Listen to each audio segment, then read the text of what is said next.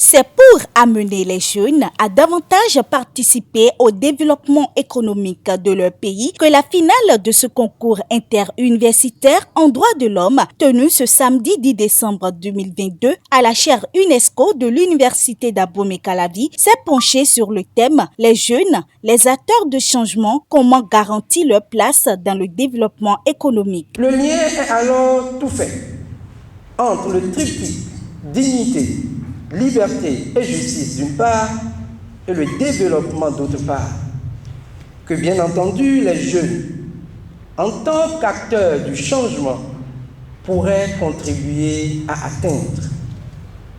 Mais encore faudrait-il qu'ils occupent la place qui convient.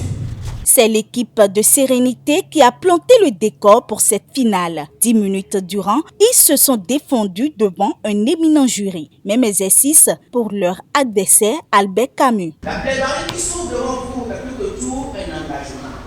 En effet, nous sommes tous des artisans du monde d'eux-mêmes. Plusieurs critères ont été pris en compte par le jury dans l'attribution des notes. Au niveau de la plaidoirie, il y a un petit déséquilibre observé entre les membres de ce groupe. Le déséquilibre est senti du côté de la dame. La conviction, le groupe a paru plus convaincant que le premier groupe. À la fin, la conclusion est bien trouvée. La jeunesse est la solution. On donnait comme note au premier groupe 15 sur 20 et pour le second groupe 17 sur 20.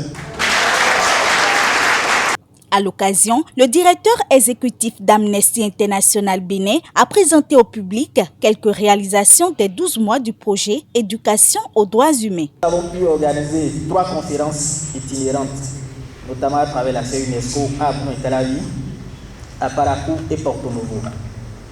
Nous avons pu former 210 élus locaux de 14 communes du Bénin sur les principes et valeurs des droits humains. L'équipe Albert Camus, sacré vainqueur de la compétition, gagne une coupe, 2 tablettes, des livres et un chèque de 150 000. Le deuxième reçoit 2 tablettes, des livres et un chèque de 100 000 francs. Les 2 équipes recalées lors des demi-finales, notamment Art Aura Club, obtient un chèque de 50 000. Col Licon repart quant à lui avec un chèque de 50 000 plus un lot de livres. Les impressions sont bonnes, éminemment bonnes. Nous avons travaillé avec même pression pour cette victoire et à l'issue des délibérations, on a pu constater que nos efforts n'ont pas été faits. Dieu a récompensé nos efforts, donc je ne peux que être heureux, être content pour la suite des événements. Il faut avoir un sentiment de fierté parce qu'au début, on était 80 équipes avaient postulé. Donc sortir dans le top 2, c'est déjà un effort louable, même si on n'est pas souvent habitué à perdre, donc c'est un défi, c'est un challenge, un défi à relever. Donc au moins on aura appris, on aura mûri en connaissance et en gestion du stress. Financé par l'ambassade de France au Bénin et mise en œuvre par la chaire UNESCO, Amnesty International, le CIAF et l'ONG Changement Social, cette finale a connu la participation des organisations de la société civile, des enseignants, des corps diplomatiques accrédités au Bénin, tels que la France, l'Union européenne, ainsi que des étudiants.